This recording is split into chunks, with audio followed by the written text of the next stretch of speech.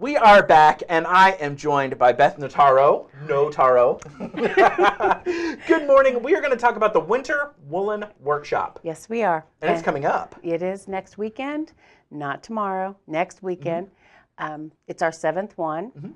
It is, it's a benefit for the Howard County Historical Society, and it is a way to bring art and fiber and marry it into something other than just going to the county fair or thinking that it's just for your grandma to do or it's for your kids 12 and under, because that seems to be the school of thought in the past, is that if you have a hobby or art, oh, I'll do that when I retire, or oh, do you have kids classes? So you're cutting the strings and bringing it to the forefront. Yes. And I brought a few things. Nice. This is rug hooking.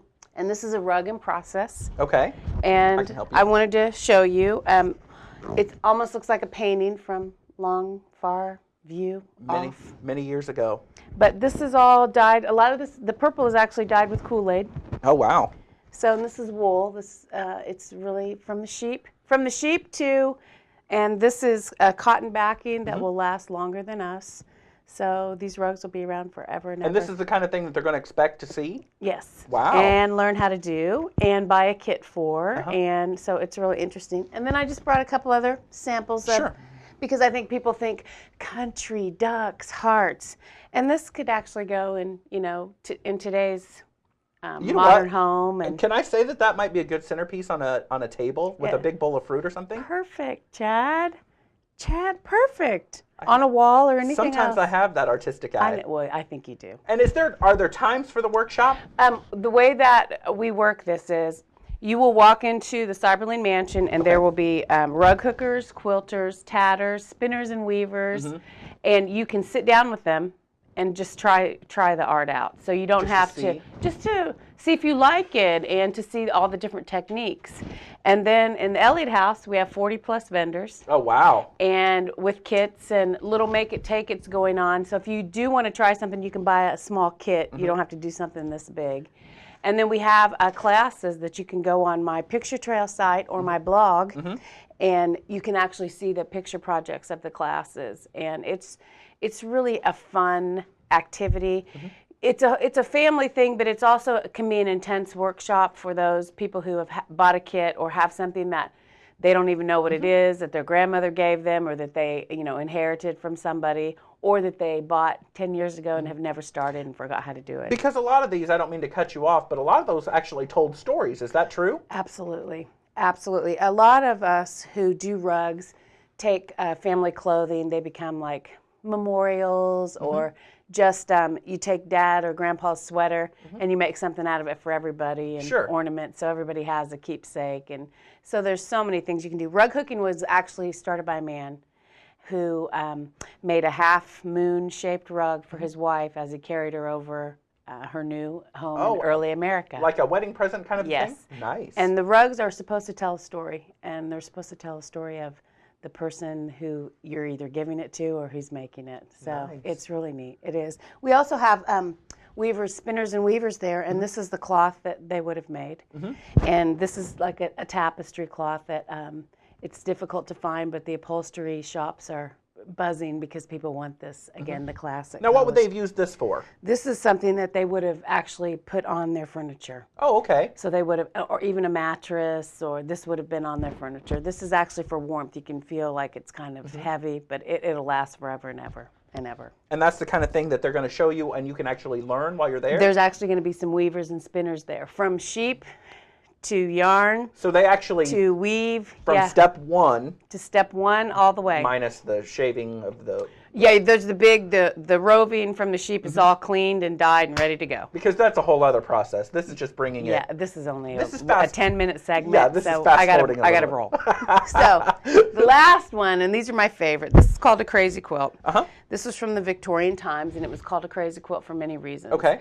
Because women who lost loved ones had to mourn, but you weren't allowed to mourn in public. So sometimes you had to go to the sanitarium to mourn, and this became their mourning piece. This was their therapy.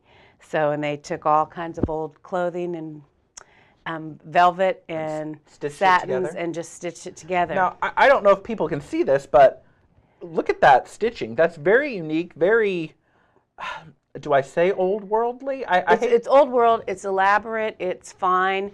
And this is also, in the Victorian times, this process became a way for women to decorate their homes in the parlors, like in the Cyberlane Mansion. And you were judged by the community on how good your handwork was on your chairs and how fancy you got. So status. Yes, it was used for status, which I wasn't aware of, and it just fascinated me ever since. And that's the kind of stuff that you learn. Yeah. Oh, yeah. While you're even in these workshops, is that right? Yeah. And they're all day demonstrations. It's not a show. It's not a demonstration. It's a living history.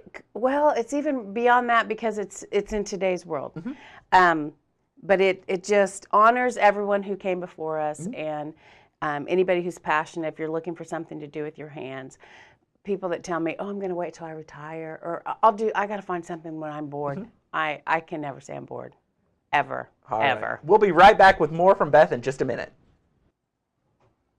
We are back, and Beth is doing so much and involved in so many things that she's definitely going to be back in the hot seat. But you've got a little more. I do. I'm sorry, I forgot. This is punch needle embroidery, and this is needle felting with stitchery. And these are two very small items that you can come practice, learn how to do, take home, make gifts for the rest of your life. But I thought those were antiques that she actually brought from the mansion, and they're not. No, we tea stain them with tea, coffee, cinnamon, and then you bake them in the oven to give them that aged look. Bake them in the oven. I can't believe that. I know. You would love it. You have to come to our house. I'm going to have to try. It's a 2-day workshop. Again, what are those dates? 2-day workshop, February 23rd and 24th. February 23rd, 10 to 6 at the Cyberlane and Elliott House. And Sunday, February 24th is 11 to 5. It's $10 to get in. You can come back the second day at no charge. So come on down. And all kinds of stuff going on and all kinds of stuff to learn about. Again, some of the history. Just to know some of that history is invaluable. It is. And a lot of people say, why don't you have this event like at a convention center? It wouldn't have the same flair because the Elliott House and the Cyberlane really come to life. It's magical. It really is magical. Well, thank you so much for taking time out of your busy schedule. Thanks for having me. And I know you're going to be back in the hot seat. I am. Really quick. We had a lot of information today about the missiles on the Carnival cruise ship, but and the missile shooting meteors down, possibly, allegedly. I don't want you to think that. I don't want you guys to say that they're firing missiles. And North Korea, what didn't they set one off under the ground? Oh my gosh, there's just so much happening. But we will have a lot of details today so that it is for sure when actual reports start coming out. So I truly thank you for tuning in. Beth, thank you very much. You are going to be back in the hot seat because there genuinely is so much going on downtown with this. I'll be back. I'll be back very soon, I think. Where can they get tickets? Because I'm not sure if we said. At the door. You just come to the door and buy them at the door. All right. Thanks for tuning in. You guys have a great weekend.